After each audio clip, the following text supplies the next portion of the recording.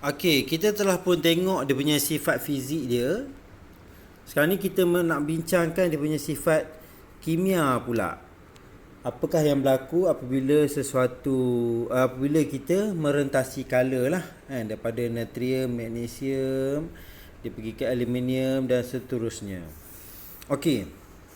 Apabila kita, sebab tu saya macam sebelum ni kita dah jawab soalan biologi, yang mana pentingnya kamu dapat tahulah betapa pentingnya kamu menyemak eksperimen-eksperimen yang terdapat dalam buku teks.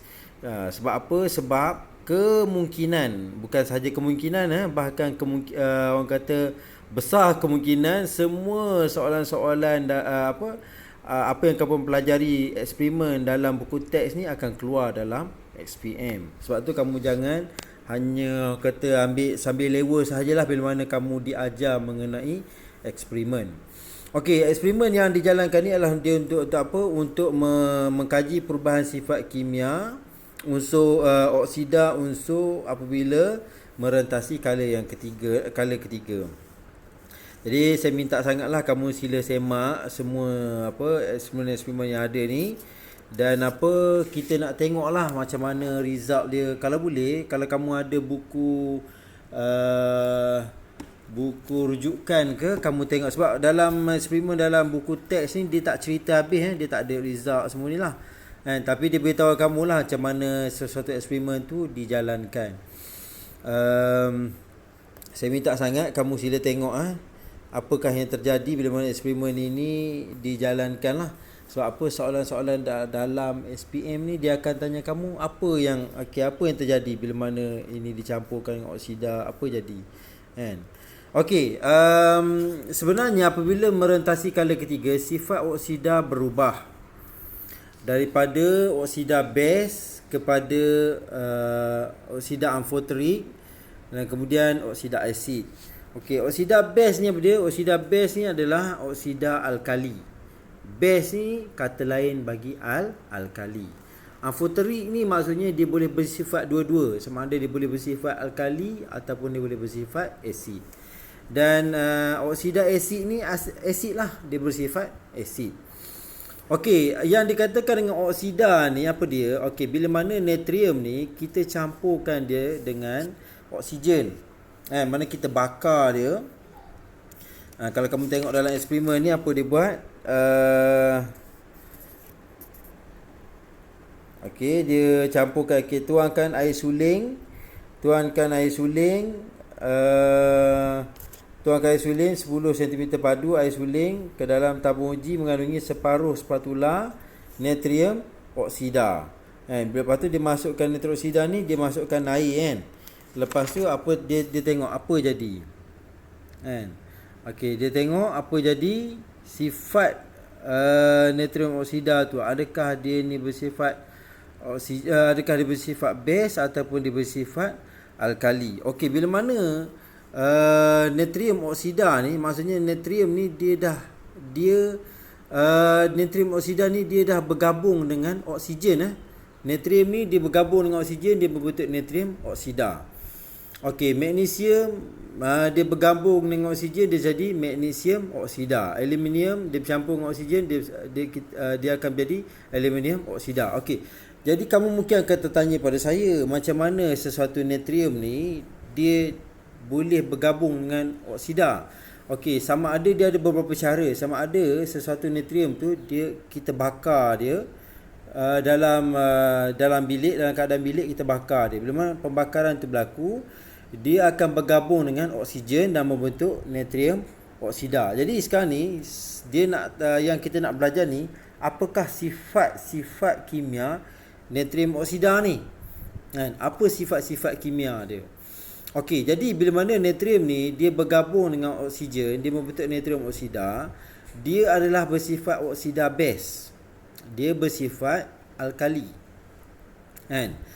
Bersifat alkali. Kalau alkali ni kamu tahulah menukarkan kertas litmus merah kepada biru kan. Okey, kalau lepas tu kamu tengok oksida amfoterik. Amfoterik ni bersifat dua-dualah, dia bersifat alkali dan juga bersifat base.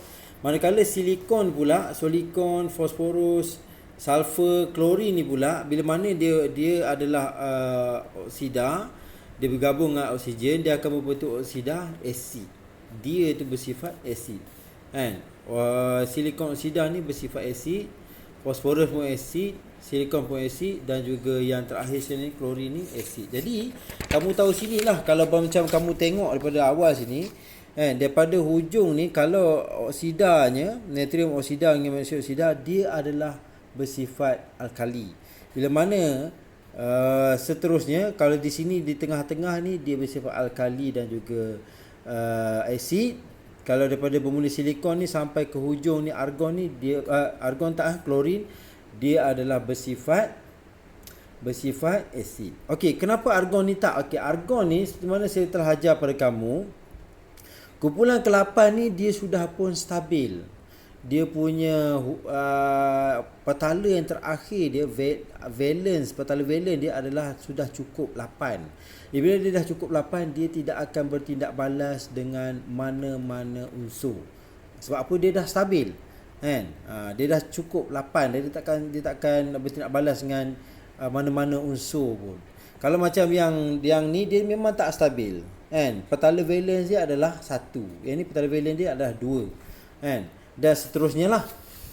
Okey, jadi unsur kumpulan 1 dan 2 membentuk oksida logam yang bersifat base. Jadi dia ni oksida logam, bila mana dia logam-logam yang 1 ni dan 2 ni dia bertindak balas dengan oksigen membentuk oksida logam.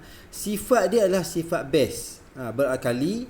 Apabila larut di dalam air, kedua-dua oksida base ni akan menghasilkan larutan beralkali. Jadi bila mana natrium oksida yang kamu ambil ni, yang eksperimen yang kamu tengok sebelah ni, kan, dia ambil natrium oksida ni, dia masukkan air. Dia masukkan air, dia larut dalam air, dia membentuk oksida alkali, oksida base yang akan menghasilkan larutan beralkali. Kamu tengok ni, ya. Okey, oksida base juga bertindak balas dengan asid untuk membentuk garam dan air. Okey, jadi bila mana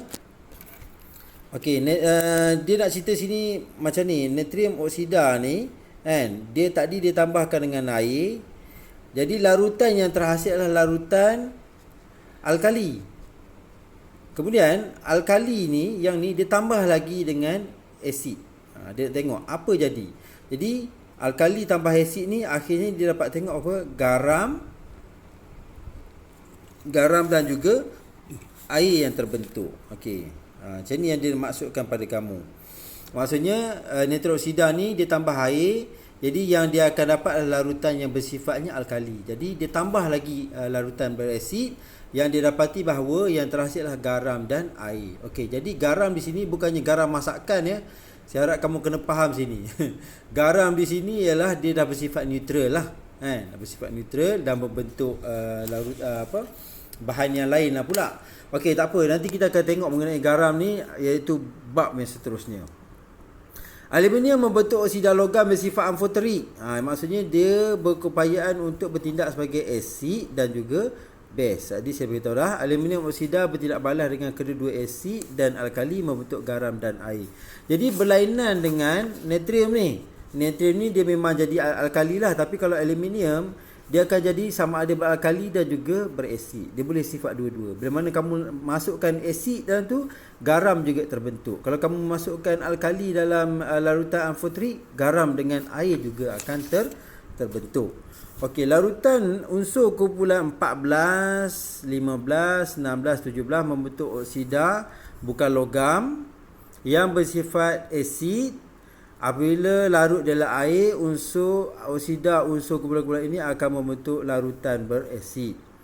Okey, oksida asid juga bertindak balas dengan alkali untuk membentuk garam dan air. Okey, begitulah.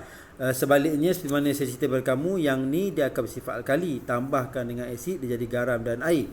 Yang ni juga daripada sini ke sini, daripada silikon ni sampai klorin ni, dia bersifat asid. Bila mana kamu tambah alkali, dia akan membentuk garam dan air juga. Okey, jadi bila mana kamu dah belajar ni, kamu tahulah bahawa daripada kumpulan 1 ni membawa ke kumpulan 8 ni, kamu tahu kalau sini yang belah-belah sini memang dia adalah oksida base, oksida beralkali. Bila mana membawa ke grup-grup kumpulan yang seterusnya, dia akan jadi membentuk oksida asid. Okey, bila mana kamu tindak balas dia dengan larutan yang sebaliknya, kalau macam asid dia barangal kali dia membentuklah garam dan air. Jadi kamu dapat orang kata dapat meramal lah kan, apakah yang terjadi apabila sesuatu unsur tu kamu tengok merentasi color dia.